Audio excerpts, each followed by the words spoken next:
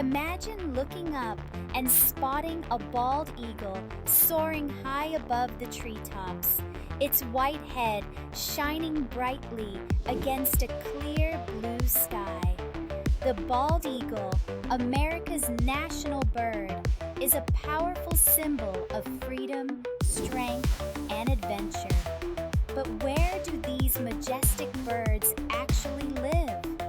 Eagles build their massive nests, called eyries, in tall trees near lakes and rivers across the United States.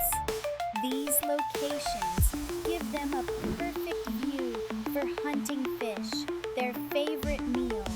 Eagles are found from Alaska's wild coasts to Florida's sunny wetlands, and even along the mighty Mississippi River. Their nests can be huge, sometimes as wide as a small car. Eagles use strong sticks and soft grasses to create a cozy home for their young.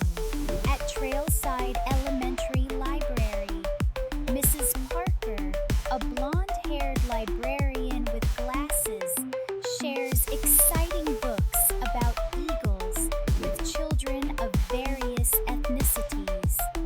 She points out the red, white, and blue feathers in illustrations and explains how these birds became a national symbol when the United States declared its independence 250 years ago.